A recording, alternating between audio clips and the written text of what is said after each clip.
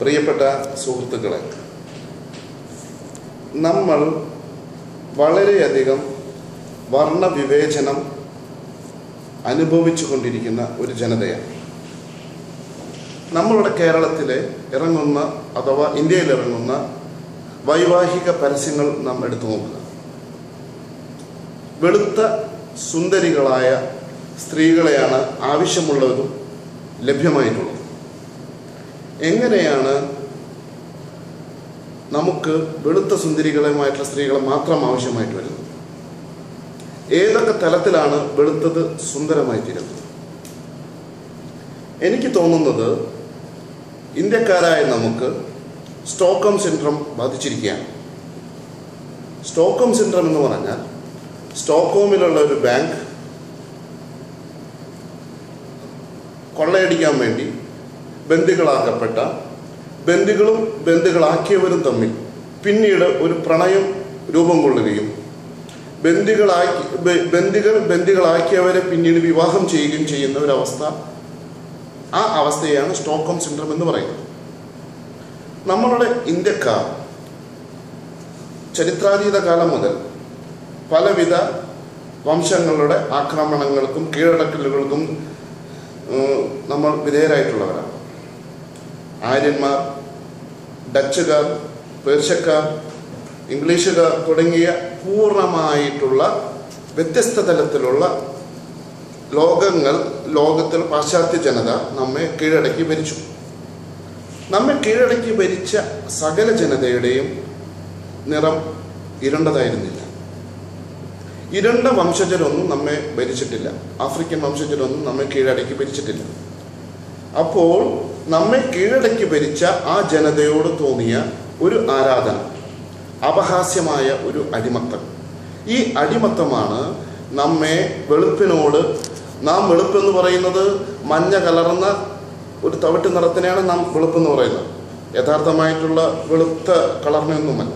നമുക്ക് ഒരു മഞ്ഞ കലർന്ന തവിട്ടിനോട് ഒരു ആരാധന വരികയും ഈ ആരാധന നമ്മളുടെ ഇടയിലേക്കും നമ്മുടെ തലമുറകളിലേക്കും നാം അത് സംവഹിപ്പിച്ചു കൊണ്ടിരിക്കുകയുമാണ്. സുഹൃത്തുക്കളെ, നമ്മൾക്കറിയാം നമ്മളുടെ കലാ സാംസ്കാരിക രംഗങ്ങളിൽ നാം ഒന്ന് നോക്കുക. നമ്മളുടെ 5 സ്റ്റാർ ഹോട്ടലുകളിൽ, നമ്മളുടെ എയർലൈൻസുകളിൽ, നമ്മളുടെ ഫ്രണ്ട് ഓഫീസുകളിൽ, നമ്മളുടെ സിനിമകളിൽ, നമ്മളുടെ ടെലിവിഷൻ മാധ്യമ രംഗത്ത് നമുക്കെല്ലാം അറിയാം. നാം പ്രതിഷ്ഠിച്ചിരിക്കുന്ന ജനത, നാം പ്രതിഷ്ഠിച്ചിരിക്കുന്ന നായകന്മാർ, നാം പ്രതിഷ്ഠിച്ചിരിക്കുന്ന വ്യക്തികൾ എല്ലാം ഒരു പ്രത്യേക നിറമുള്ളവരാണ്. എന്തേ ബാക്കിയുള്ള നിറമുള്ളവർക്കൊന്നും ഈ വക സ്ഥലങ്ങളിലൊന്നും ജോലി ചെയ്യണ്ടേ? ഇത് കടുത്ത വർണ്ണവിവേചനമാണ്. നാം പലതരം പുഷ്പങ്ങൾ നമ്മുടെ മുന്നിലുണ്ടെന്ന് വിചാരിച്ചു കൊള്ളുക. ചെമ്പരത്തിപ്പൂ, റോസാപ്പൂ, ജമന്തിപ്പൂ, അങ്ങനെ പല പുഷ്പങ്ങൾ. നാം ചെമ്പരത്തിപ്പൂവിനെ എടുത്തിട്ട് പറയാണ്, ഇത് സുന്ദരമാണ്, ഇതിൻ്റെ മുഖം കണ്ടാൽ ചന്ദ്രനെ പോലെ ഇരിക്കുന്നു, ഇതിൻ്റെ കണ്ണ് കണ്ടാൽ ഇത് ഒന്നിനെ നാം പ്രൊജക്റ്റ് ചെയ്യുന്നത് ബാക്കി ഉള്ള എല്ലാറ്റിനെയും ഇടിച്ചു താഴ്ത്തുന്നതിലൂടെയാണ്. അതായത് ഒന്നിനെ നാം ഒരിക്കൽ ശ്രീബുദ്ധൻ പറയുകയുണ്ടായി, എല്ലാവരും വിജയിക്കുമ്പോഴാണ് യഥാർത്ഥമായ വിജയം സംഭവിക്കുന്നത് എന്ന്. എന്നാൽ നാം ഒന്നിനെ മാത്രം വിജയിപ്പിക്കാനായിട്ട് ആഗ്രഹിക്കുന്നു, ഒന്നിനെ മാത്രം നാം പ്രൊജക്റ്റ് ചെയ്യാനായിട്ട് ആഗ്രഹിക്കുന്നു. ഇത് കൃത്യമായും ബാക്കിയുള്ള എല്ലാറ്റിനോടും നാം ചെയ്യുന്ന ഒരു അപമാനിക്കലാണ്, ഇടിച്ചു താഴ്ത്തലാണ്. ആ വ്യക്തിത്വങ്ങളെ നാം തകർത്ത് തരിപ്പണമാക്കുകയാണ്. സുഹൃത്തുക്കളെ, നമുക്ക് അറിയാം ഇന്ത്യയിൽ പല കാലഘട്ടങ്ങളിൽ പല നവോത്ഥാന നായകന്മാർ ഇവിടെ ഉണ്ടായിട്ടുണ്ട്. പക്ഷേ ഞാൻ എന്ന വ്യക്തി ഈ നവോത്ഥാന നായകന്മാരിലും ആത്മീയാചാര്യന്മാരിലും ഏറ്റവും മുന്തിയ സ്ഥാനത്ത് പ്രതിഷ്ഠിക്കുന്ന വ്യക്തിയെ ശ്രീനാരായണ ഗുരുവിനെയാണ്. ശ്രീനാരായണ ഗുരു ഒരുപാട് നല്ല കാര്യങ്ങൾ ചെയ്തു. കൂട്ടത്തിൽ അദ്ദേഹം അദ്വൈത ചിന്തയെ മൊത്തം ആവഹിച്ച് സാധാരണ ജനങ്ങൾക്ക് മനസ്സിലാകത്തക്ക രീതിയിൽ അദ്ദേഹം ക്ഷേത്രത്തിൽ കണ്ണാടി പ്രതിഷ്ഠിച്ചു. കണ്ണാടിയിലൂടെ നാം കാണുന്നത് എന്താണ്? കണ്ണാടിയിലൂടെ നാം കാണുന്നത് നമ്മളുടെ ഇമേജാണ്, ഒരു വ്യക്തിയുടെ പ്രതിച്ഛായയാണ്. അപ്പോൾ ഞാൻ ചിന്തിച്ചു പോയി, ഇതൊക്കെ തന്നെയല്ലേ ബൈബിളിൻ്റെ ഉൽപ്പത്തി പുസ്തകത്തിലും പറഞ്ഞു വച്ചിട്ടുള്ളത്? ദൈവം മനുഷ്യനെ സ്വന്തം ഛായയിലും സാദൃശ്യത്തിലുമാണ് സൃഷ്ടിച്ചിട്ടുള്ളത്. ഓരോ സൃഷ്ടിക്ക് ശേഷവും ദൈവം കാണുകയാണ് താൻ സൃഷ്ടിച്ചിരിക്കുന്നതെല്ലാം മനോഹരമായിരിക്കുന്നു എന്ന് ദൈവം കാണുന്നു. എന്നാൽ സൃഷ്ടാവ് സൃഷ്ടിയെ കാണുന്നത് എല്ലാം മനോഹരമായിരിക്കുന്നു എന്നുള്ളതാണ്. എന്നാൽ സൃഷ്ടിയെ കാണുന്നത് എങ്ങനെയാണ്? ഒന്ന് വിരൂപനായിരിക്കുന്നു, ഒന്ന് നിറമില്ലാത്തവനായിരിക്കുന്നു, ഒന്ന് മഞ്ഞ നിറമുള്ളവനായിരിക്കുന്നു, ഇരുണ്ട നിറമുള്ളവനായിരിക്കുന്നു. ഇരുണ്ട നിറമുള്ളവനെ അടിച്ചമർത്തിക്കൊണ്ടിരിക്കുകയാണ്. നമ്മൾക്കറിയാം, നമ്മുടെ മലയാള ഭാഷയ്ക്ക് ഏറ്റവും കൂടുതൽ ബന്ധമുള്ളത് ഏത് ഭാഷയായിട്ടാണ്? തമിഴ് ഭാഷയായിട്ടാണ്. എന്നാൽ നമ്മളുടെ മലയാളം ബിരുദ പഠനത്തിന് ഉപഭാഷയായിട്ട് നാം സ്വീകരിക്കുന്നത് എന്താണ്? സംസ്കൃതമാണ്. എന്തുകൊണ്ടാണ് തമിഴിന് നാം സ്വീകരിക്കാതെ നാം സംസ്കൃതത്തെ സ്വീകരിച്ചിരിക്കുന്നത്? തമിഴ് ദ്രാവിഡ വംശജന്റെ ഭാഷയാണ്. സംസ്കൃതമോ മറ്റു പലരുടെയും.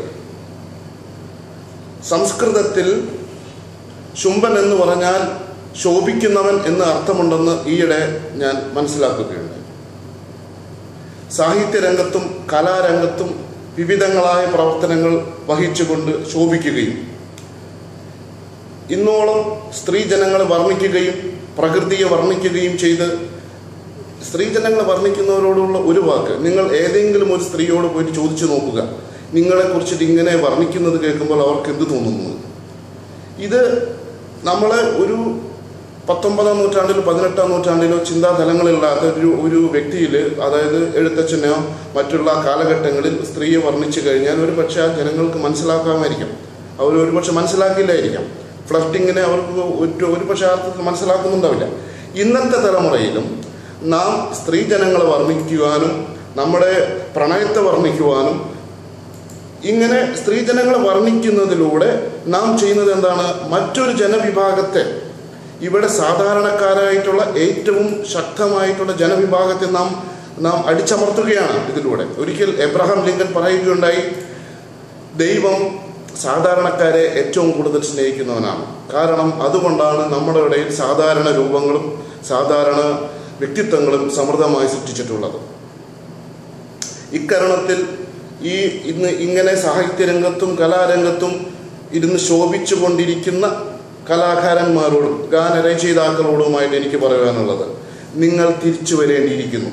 യാഥാർത്ഥ്യത്തിൻ്റെ ലോകത്തിലേക്ക് നിങ്ങൾ തിരിച്ചു വരേണ്ടിയിരിക്കുന്നു. അവസാനമായി മാർട്ടിൻ ലൂതർ കിങ് പറഞ്ഞ ഒരൊറ്റ വാചകം കൂടി പറഞ്ഞുകൊണ്ട് ഞാൻ അവസാനിപ്പിക്കുകയാണ്. We will have to repent for this in this generation, not merely for the hateful words and actions of the bad people, but for the appalling silence of the good people. ഈ തലമുറ പശ്ചാത്തപിക്കേണ്ടി വരും. ചീത്ത വ്യക്തികളുടെ വെറുപ്പുളവാക്കുന്ന വാക്കുകളും പ്രവൃത്തികളെ കൊണ്ട് മാത്രമല്ല, നല്ല വ്യക്തികളുടെ അലട്ടുന്ന നിശബ്ദതയെക്കുറിച്ചും